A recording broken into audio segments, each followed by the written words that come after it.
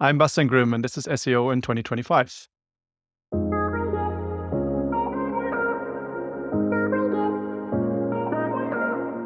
Bastian, what's your number one SEO tip for 2025? I think my best tip, SEO 2025, revolves around how to tackle the kind of growing challenge of managing crawl efficiency, crawl budget in an era where, search engines like Google are really overwhelmed by the sheer volume of content that's going to be produced. Got you. Okay, so you kind of covered my initial intended question in terms of why should you be doing this. So obviously you've got to manage, I guess, Google's capacity to crawl what you have to offer. So how do you go about managing that? Yeah, we have this, I would say, like kind of content explosion, if you will, right? Everyone and anyone is using tools or AI supported tools, if you will, that make kind of content creation faster, cheaper than ever.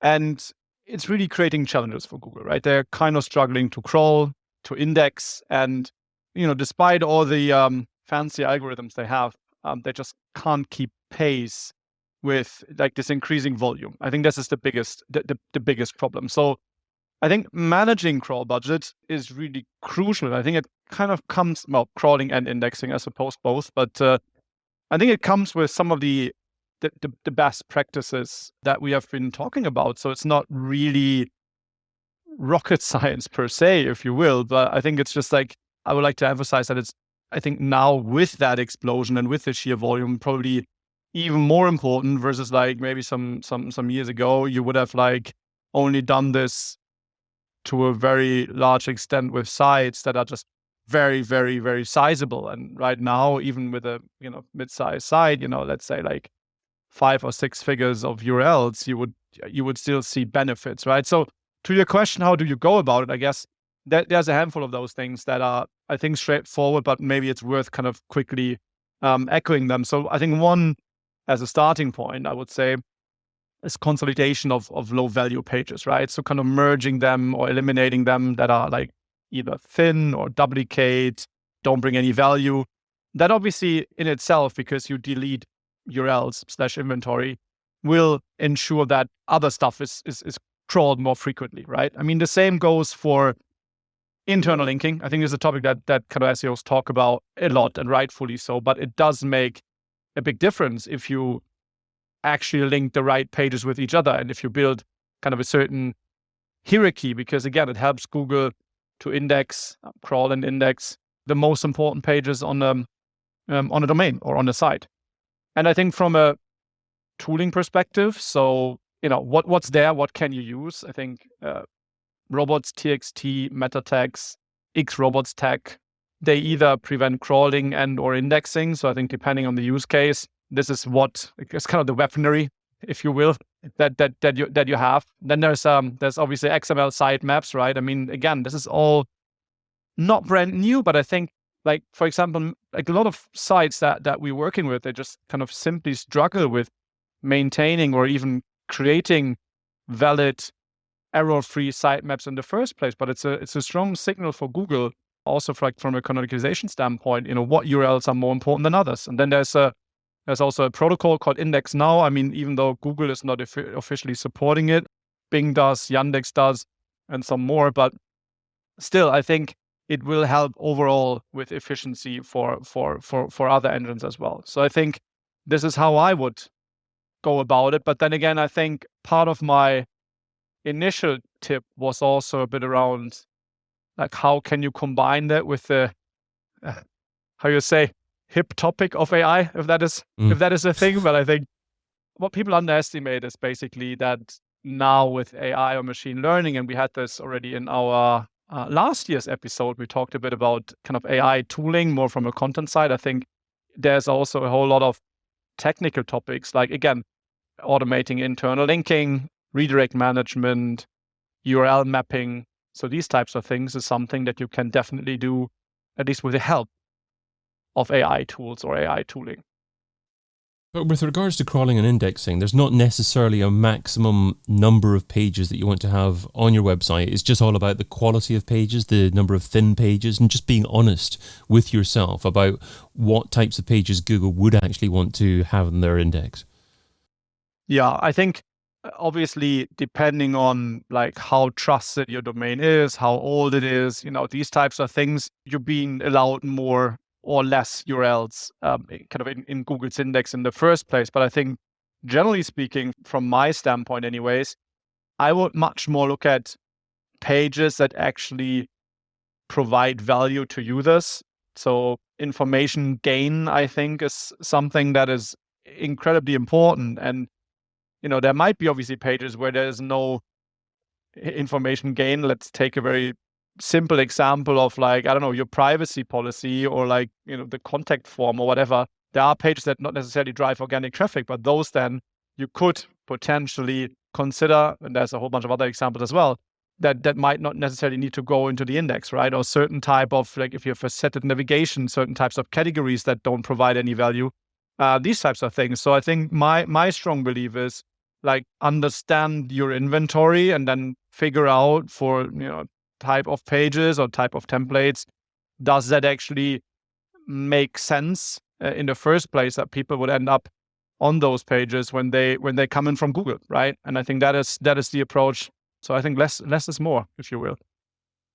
So with the advent of AI content, it can be tempting to publish many more pages at the same time on your site. Yeah. Obviously, you mentioned that it depends on the authority of your website, how many pages Google are perhaps willing to crawl and index.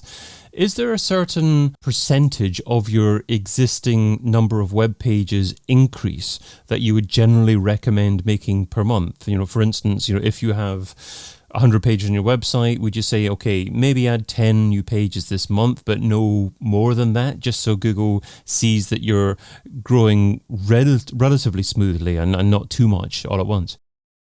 I think relations to each other generally is a relatively solid way of approaching it. I think it's like if you would have, we stick with your 100 pages example, and you would start adding like thousands and thousands more every month. I think that's certainly a spike where this would not really look natural for many reasons, right? And therefore that might be probably catch Google's attention at some point, and then maybe there's a filter or a certain threshold or whatever that you pass, and then you'd be in trouble. But I think fundamentally, the bigger question is not so much about the amount of pages, but again, like the stuff that you can create, and no matter if it's purely AI, which I think is a bad idea in the first place, but maybe it's AI assisted or human created, does it actually provide value to the audience that you're trying to attract? And if that's the case, I think you're okay. But if not, then that is the bigger problem. And then it's not so much about is it 10, 11, or 12 pages, but rather do those 12 or 10 actually bring the value? Do they fit like contextually? Do they fit from a like semantics perspective? Do they actually provide value to those that would end up on your site? And I don't think it's necessarily about the fact, is it AI or not?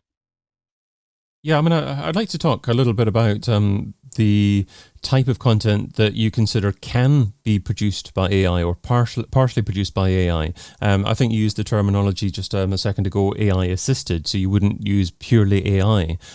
So what does quality content that has been produced in an AI assisted manner look like? Well, I mean, I don't think it looks necessarily much different from content that's purely human made. I think if you look at it from a process standpoint, and I'm trying to answer a bit more precise, but if you look at it from a process standpoint, I think what AI does do, or let's say querying a large language model does do really well, is potentially shortcut parts of the research process. Obviously, you still need to do fact checking, but it can be a shortcut on that. It can be a shortcut to, let's say, once you have done the research, to turn the whole thing into a document outline, for example, and even from that potentially pre-draft certain sections of the offset content, right? I think the major difference is obviously AI, like purely AI versus like AI assisted. that in my mind, or in my definition anyways, I think assisted means that all the facts have been kind of human checked and quality assured, because there's always stuff in there that's definitely wrong. Also, no matter how well you prompt, and despite the fact that you'd be using like a tone of voice and potentially like even provide like input samples, when you start prompting and creating these things, there will always be giveaways, as in like the kind of grammar and language. That stuff kind of came out of a large language model. So you will need this human editing component as well. So I think that's the major difference. Underlying problem remains the same, no matter if it's done by a human or a person. So it doesn't look different in terms of an output. Like if it doesn't provide value, because it's commodity content that's already been out in the web anyways, like, I don't know, 10 travel tips to Greece, just for the lack of a better example. But I think this is something that Google can like consolidate based on all the sources that they already vetted historically anyway. So if you now go and curate that, no matter if you use AI or not, I think that's not really information gain. But if you can add a very unique perspective on a certain destination in Greece, because, I don't know, you've been the only person that has been there, or just recently at least, I think that's an information gain, right? So I think that's the difference. The difference is, like, does it actually provide value? It sounds abstract, but I think that's just a simple question. And also, when you assess these things, I think you need to be very thorough and very honest with yourself when you do consolidation and cleanups and like merging things. Like, there will be bits and pieces that are older, that are outdated, that are not relevant anymore. I mean, essentially, they don't provide value, so they can go. So is there any particular AI tool that you are enjoying using at the moment for the creation of content? And also, for your particular example, is there a process that works best? I mean, obviously, you mentioned that it's good to try and provide a unique perspective on a situation. So if you're the only person that's been to this particular Greek island, then I guess what you're advocating is for the human to write the article to begin with, or at least a decent summary of the article, and then to use AI to expand on it potentially? For example, yeah, I mean, that could be one way. I think from a tooling standpoint, it really depends on like language, but also like the style, I suppose. I think none of the large language models right now can be used out of the box. I mean, that just would return pretty much like standardized garbage, if you will. So, I mean, if you're like more in the ChatGPT world, I guess like a custom GPT, where you do a lot of the things that I just mentioned. So kind of pre-train it with like the context, pre-train it with, an example of what you expect it to produce, like input, but also output format-wise, tone of voice, these types of things. I think custom GPTs are pretty cool for that, because when you share it between team members that don't have to redo all these things like a million times, and then someone does it differently, and all of a sudden you have a different output. So I think that's one way. But I do like I do like to work with Claude quite a lot. So they do a really good job, and it oftentimes, I feel anyways, even in draft stage already, it sounds much more natural. But I think it's there's a whole bunch of more specialist writing tools as well. Like, so it just really depends on what type of content you want to produce, or you need to produce. I think if you start scaling, then you're basically moving away from an interface anyway. So like, you kind of more on the on the API side. So we've been building a whole lot of stuff around, like, obviously the OpenAI kind of API, and then you have things like prompt sequencing. You have much more like kind of settings that you can play with, like from temperature to others, to just really come to an output that you want or need. And the same, I mentioned this example earlier for like internal linking. If you would go about internal linking, then training your own model with like your own content is probably, especially at enterprise scale, the way to go, because like, a default just matching one content with the other is quite nice, but it's not integrated enough, because I mean, obviously you were producing new content, so how is that being interlinked into this whole thing? So what we ended up doing, for example, for one client, is it's essentially like an integration to large language models. So where we dump in like newly produced content as well, and refresh content as well, and then you have all the semantics in the model, and then it kind of can give you back like what is the most best possible link targets, one way or the other. And it's actually a living kind of process, if you will, rather than a static, like, okay, now we're going to do internal linking once and then it's gone. So like, I think this is a big like a big difference there, to kind of integrate it like on the CMS side, for example. If an SEO is struggling for time, what should they stop doing right now so they can spend more time doing what you suggest in 2025? Well, I would say that a lot of the tasks that I mentioned historically have been done manually or semi-manually in Excel with, different mini type of tools. I think a lot of the stuff can be now done or pre-produced in a large language model. So I would really question my processes and question my deliverables and see which parts of those, and I'm not necessarily saying stop one or the other, I'm saying try to squeeze for more efficiency in existing things. And I think the answer is a bit broader because it really depends on what each and everyone's job is. But I think if you have historically been doing, let's say, schema markup by hand, or you have been doing meta descriptions and page titles by hand, I think this is something that you can actually draft at scale, similar to redirects. If you're doing a migration and you had to map out old URLs to new URLs, I think you get to 80-90% efficiency or accuracy, better said in this case, with doing that by let the machine do the work. That's what I'm trying to say, and then check it. But it's much faster than where you would start from scratch and do it all manually. Bastian Grimm is CEO at Peak Ace AG, and you can find him over at ba.ag. Bastian, thanks so much for being part of SEO in 2025. Thanks for having me. I've been your host, David Bain. Get your copy of SEO in 2025, the book, over at SEOin2025.com.